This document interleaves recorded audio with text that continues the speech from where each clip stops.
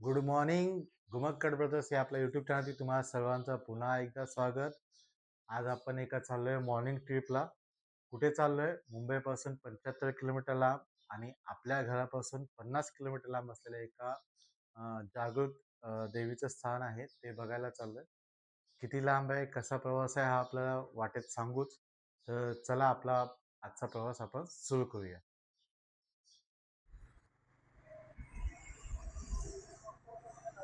आपण सकाळ सकाळ आपली ही डोंबिवली मस्त असते, शांत असते.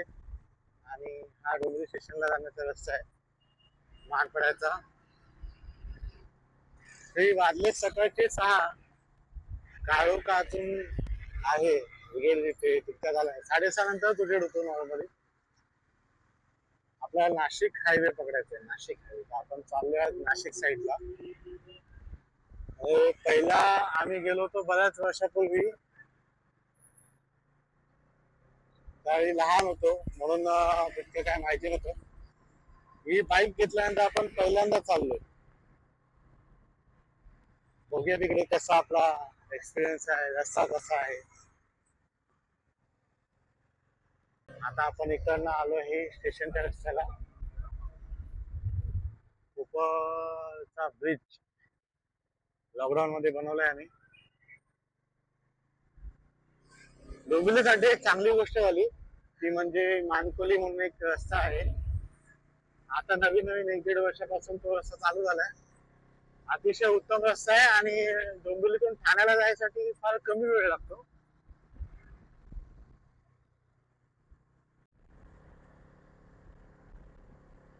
आज आता रस्ता आलाय ना, समोर जी पाईपलाईन दिसते ही ठाण्यावरनं कल्याण साईडला जाणार हा हायवे. पहिला जर काही हायवेवरती यायचं असेल ना तर पूर्ण कल्याण कोणगाव हे सगळं फिरून यावं लागायचं. पण आता डोंबिवली हा मानकोलीचा जो रस्ता चालू केलाय त्याच्यामुळे अवघ्या 10 मिनिटात आपण या रस्त्याला येतो. हे जे गाड्या चालल्यात या साईडला ही ठाण्याची दिशा आहे आणि ही कल्याण नाशिक. आपल्याला इकडेच जायचंय. एक छोटासा पुढचा एक युटर्न आहे, तो घेऊन आपण रोडच्या पलीकडे जाऊ. हा इकडनं रस्ता होणार आहे डोंबिवली जाण्यासाठी. हा असा हा बायपास चालू झाला की मग बीडच्या खालून राईट टर्न घेतला की डायरेक्ट डोंबिवलीमध्ये घुसता येईल. आणि बीडच्या खालून राईट टर्न झाला डोंबिवलीतून बाहेर येताना की नाशिक साईडला जाता येईल. इथे टेम्पररी एक छोटासा त्यांनी कट काढून ठेवलाय युटर्न घेण्यासाठी छोट्या मोठ्या गाड्यांना. तो घेऊन आपण नाशिक हायवेला भेटलो.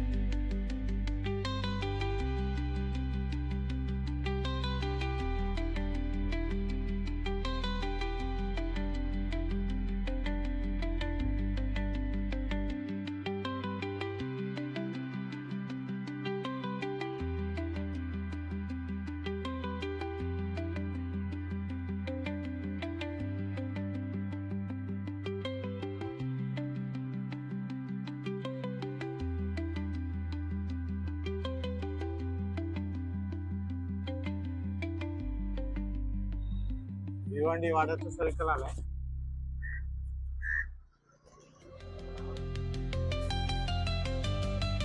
आज त्या भिवंडीतून येतो पुढे नाशिक साईडला असतो. हा आतला रस्ता आहे आणि दुसऱ्याला आपलं आता फक्त किती किलोमीटर लागतं? 7.5 किलोमीटर लागतं. पोहोचू आपण 7.5 किलोमीटर साठी 7.5 वस्ती म्हणतात. 7.5.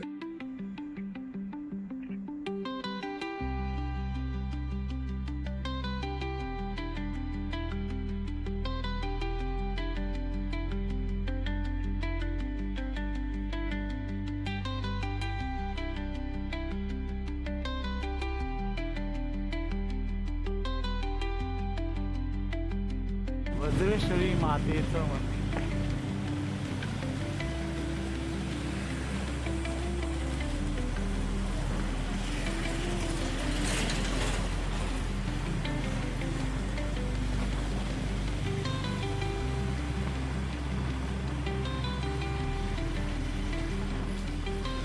वज्रेश्वरीला आले. वज्रेश्वरी.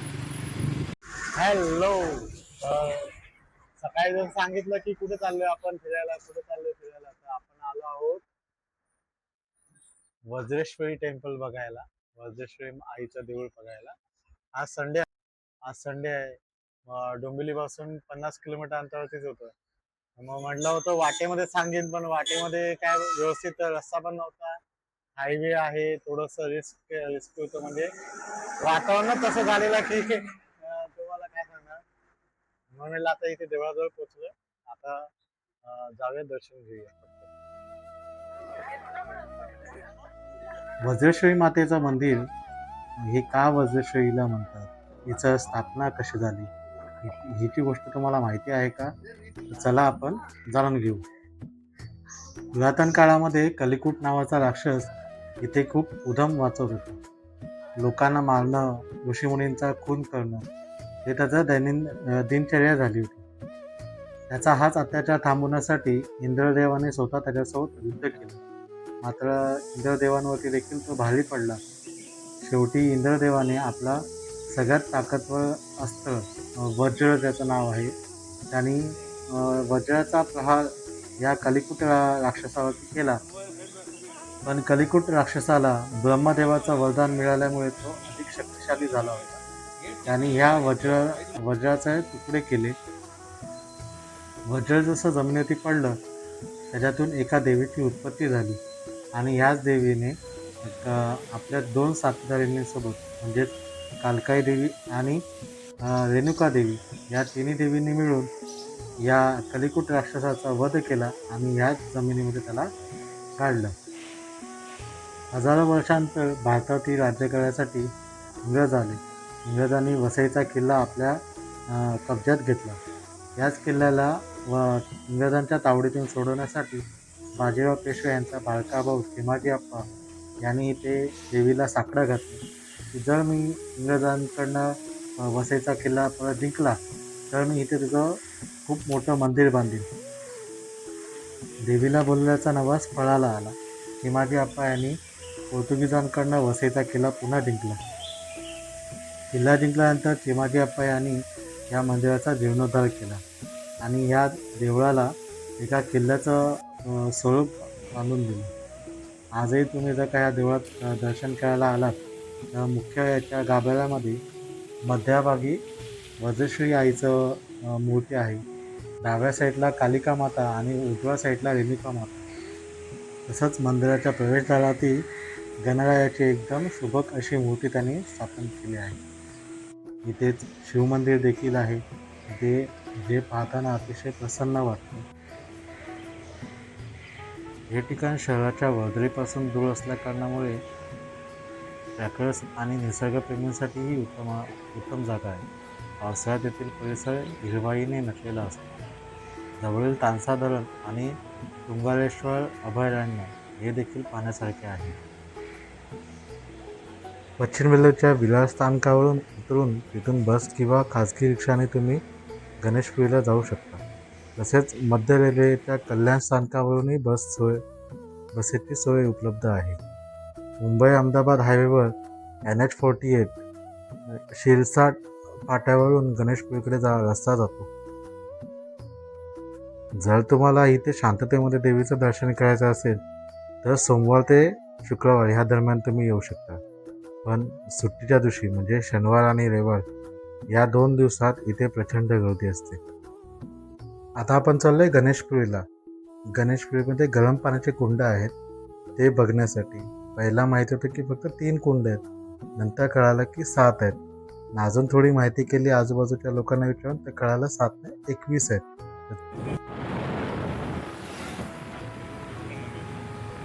आता इथे नवीन नवीन अशी मंदिर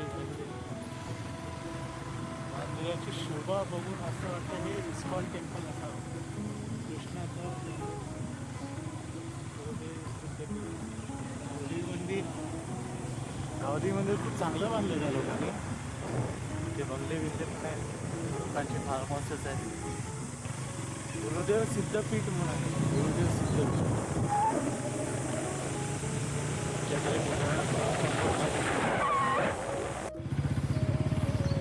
गणेशपुरी गणेश घाट अतिशय सुंदर देऊळ. आता आपण इकडे पहिलं पार्किंग बघूया कुठे आहे ते.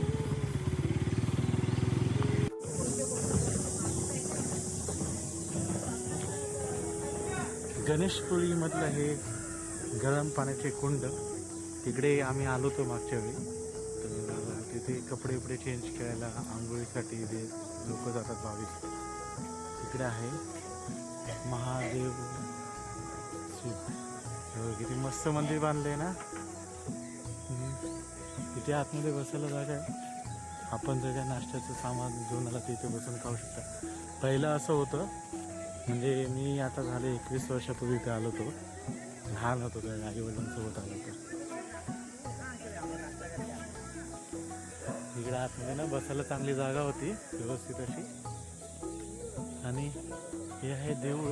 इकडनंच पुढे वाटतं आतमध्ये ना लेडीज जेंट्स चेंजिंग बिंजिंग करायचं सगळं आहे. तर माणूस पण आला त्याच्यात. एक लाईव्ह प्रूफ दाखवलं त्याने आपल्याला. हे आहे भगवान नित्यानंद स्वामी यांचं मंदिर गणेशपुरीमध्ये. याच महाराजांनी 19व्या शतकात या गरम पाण्याच्या कुंडाचं महत्त्व लोकांना समजावून दिलं आणि त्यांनीच हे कुंड आणखी आजूबाजूला व्यवस्थित दगडाने बांधकाम करून घेतलं. कुंडांच्या समोर इथे महादेवांचं एक अतिशय सुंदर मंदिर आहे. तुम्ही बघा आतमध्ये किती सुंदर शिवलिंग आहे.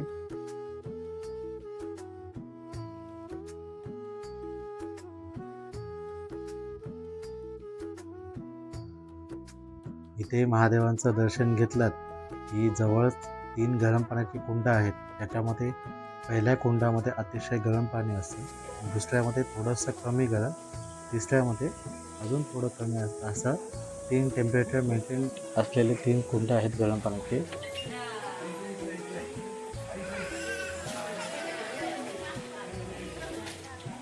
गाडी लावलेली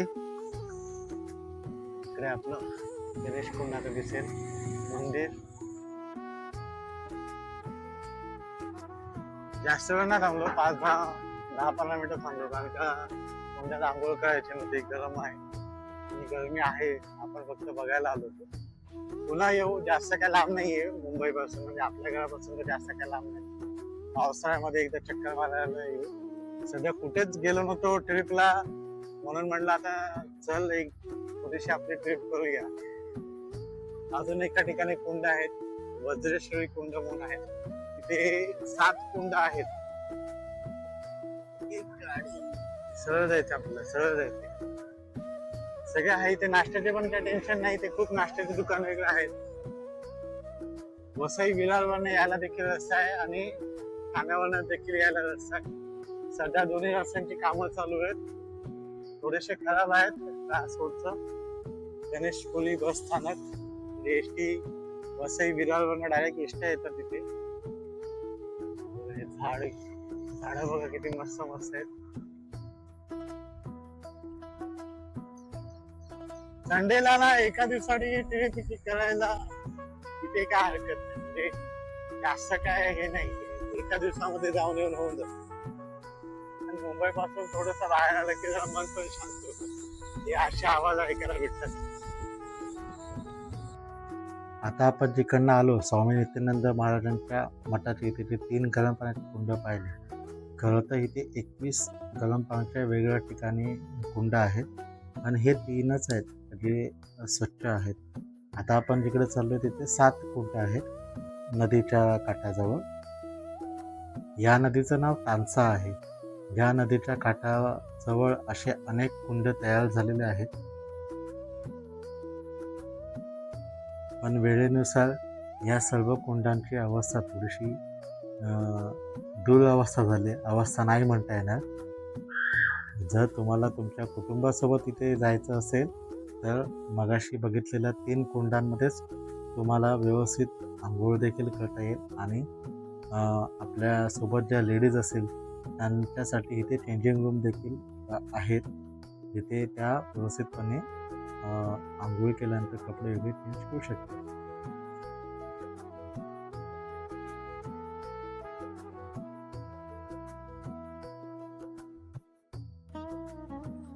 आता आपण चाललोय वज्रेश्वरी कुंड बघायला. इकडे 7 कुंड आहेत. इथे पहिल्यांदाच चाललोय, म्हणजे पहिला आलो होतो त्यावेळी पण नव्हतं गेलो. या कुंडांचं बघूया किती मस्त आहे, काय आहे, त्याच्या पाठीमागे काय कथा आहे ते आपण तिकडे जाऊनच आपल्याला कळेल. अजून नाश्ता केला नाही, एवढी दुकानं अजून चालू नाही झालेत नाश्त्याची. 2 वेळा चहा पिऊन झालाय आतापर्यंत. आणि सगळीकडे ते नाश्त्यामध्ये बटाटा वडा, कांदा भजी, ते तेलकट बिलकट नाही खायचं. ते तेलकटने आपली तब्येत पण खराब होते. अशा गोष्टी अवॉइड करायच्या. इडली सांबार, मेंदू वडा, अशा काही गोष्टी भेटल्या तर मस्त वाटतं आणि ते पचायला देखील चांगलं. तिकडनं आतमध्ये जवळजवळ 1.5 ते 2 किलोमीटर आतमध्ये ते कुंड आहेत. चला जाऊया.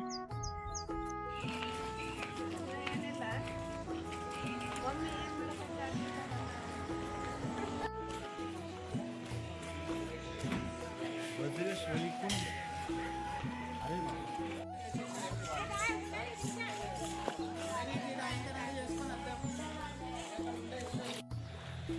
आता आपण वज्रेश्वरी योगिनी देवीचं मंदिर पाहिलं, आजूबाजूचा परिसर देखील पाहिला आणि तिकडनंच पुढे 3 किलोमीटर अंतरावरती असलेल्या गणेशपुरीमध्ये स्वामी नित्यानंद महाराजांचं मंदिर देखील पाहिलं. त्याच्याच बाजूला 3 कुंड होते, ते देखील बघितले. तिकडे हातपाय धुतले. आंघोळीचा काय आपला हे नव्हतं, म्हणजे असं तसा काय आपला प्लॅन होता आंघोळी करायचा. तर पाहिलं, वाटेत नाश्ता वगैरे केला आणि तिकडे तिकडनंच थोडंसं ना देवीच्या मंदिराचा कळस दिसतो सफेद. तिथे देवीचं मंदिर आहे, वज्रेश्वरी माता मंदिर. इकडनं आता आपल्याला पुढे 30 किलोमीटर ते आपलं हे आहे, घर आहे. तर व्हिडिओ कसा वाटला हे कमेंट करून नक्की सांगा. व्हिडिओला लाईक करा आणि घुमक्कड ब्रदर्स या आपल्या यूट्यूब चॅनलला सबस्क्राईब करायला विसरू नका. थँक्यू.